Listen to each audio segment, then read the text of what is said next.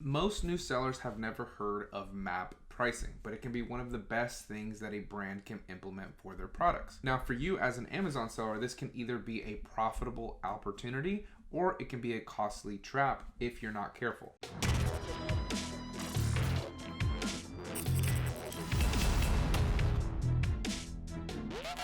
What's going on, guys? Marvin here. Welcome back to another video. Like always, make sure to like, comment, share, and subscribe if you guys haven't done so already.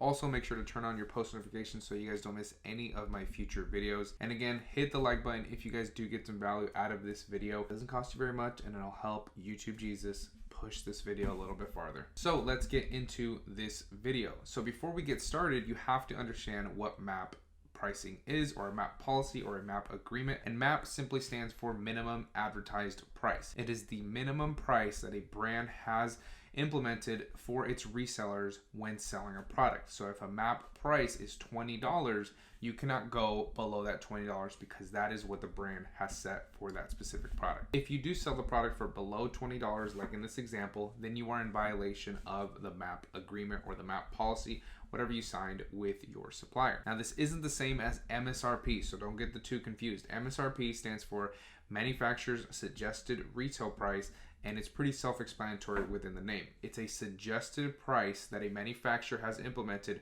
for all of its retailers to follow. Okay, so if they have an MSRP of $25, for example, then that is the suggested price that this brand has told all of its retailers they should sell it at. It's a suggestion. But if they also have a minimum advertised price policy on that same exact product of $20, then they cannot go below $20. Suggested $25, they cannot go below $20. Now, who is going to give you a map policy or a map agreement? Well, your supplier, obviously, but it can come from your brand directly. If you're working with a smaller brand that has a map policy, or a brand in general, they will give you a map agreement that you will need to sign in order to sell their products. Or you can get it from a distributor who is doing it on the behalf of the brand. So they'll just provide you with the exact same paperwork as the brand would provide you. You need to sign that and then give it back to your distributor, who will then give it back to the brand that they're working with. Now, there are many reasons why a brand will want to implement a map policy, but some of the biggest reasons is brand protection and margins for its retailers. Brands want their retailers to be able to make money, obviously, right?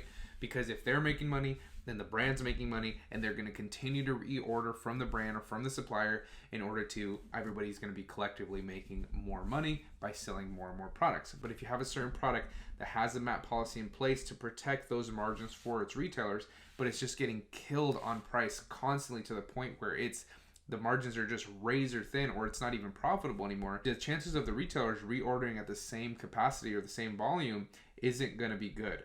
So they're going to be making less money, and then the brand's going to be making less money. So obviously that's going to be a bad thing. But that's one of the big reasons why they implement a map policy. The other reason is for brand protection. If a product is going up and down in price multiple times a week, if not multiple times a day, it just doesn't look good on the product, doesn't look good on the brand, and honestly just cheapens it in a way. So what does this mean for you as an Amazon seller? And I know some of you guys are already telling yourselves, oh, map pricing sounds amazing. Almost guaranteed profits because it's the price and nobody can go below. So if I sign this map agreement, I'm going to pretty much be guaranteeing my profits to a degree for the months and months that I'm going to be having this product in my inventory. And in a perfect world, this would be the case. You pretty much know exactly how much you're making at all times for as long as you have that product in inventory. But the Amazon FBA platform is not a perfect world.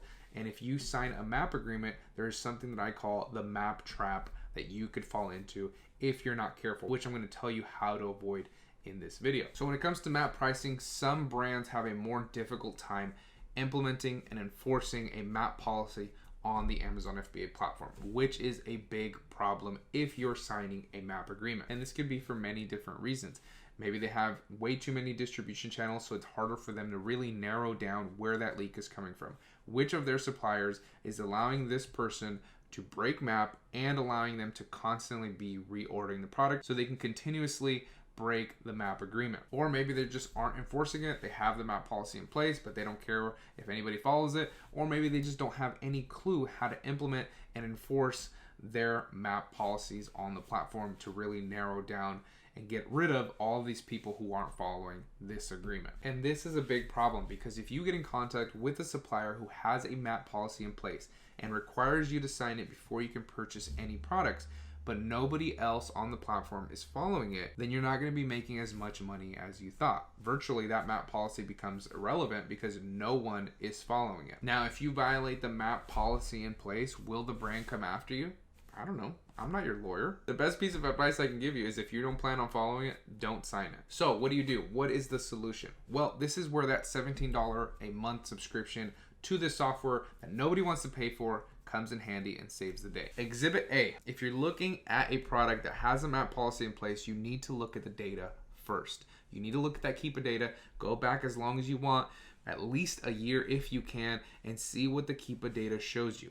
Is that buy box staying steady? Is it completely erratic? If it's a screenshot like this is just an example, but if it's a screenshot like this, or if it's a keeper graph like this, and the data goes back, many, many months, or maybe even a year if you can, and it's 95% straight as an arrow most of the time, 95% of the time, then chances are everybody's following that MAP policy.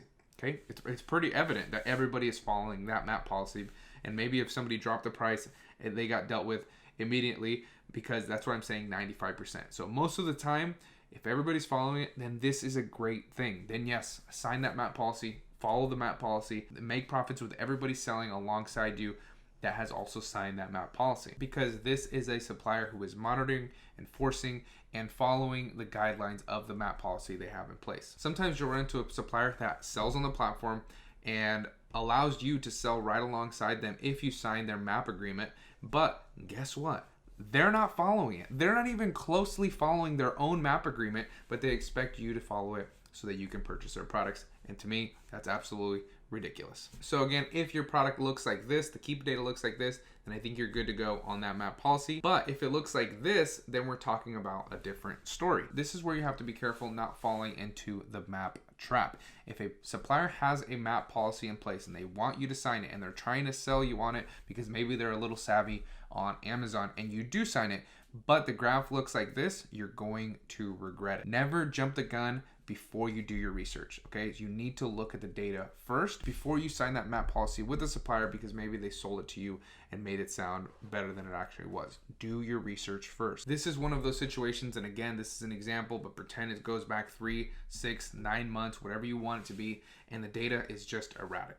People are pricing it whatever they want with zero consequences. Nobody's enforcing it. The brand doesn't really care, and it's just going up and down, up and down. So this one wouldn't be nearly as predictable and secure as the first one that we saw. Now again, both of these screenshots were just examples to give you a visual of what to look for when you run into these situations. But in order to run into these situations where you're dealing with MAP policies and MAP agreements, you need to learn how to find suppliers first. And if you don't know how to find suppliers, I've made a video just for you guys to help you find suppliers multiple ways in just this video that's going to really help you out. It's a very, very simple process. Just watch the video on the screen and it will show you step by step how to start finding your wholesale suppliers, so then you guys can implement the knowledge that you got from this video. So again, click on the video, you'll get started right away, and I'll see you guys in the next video.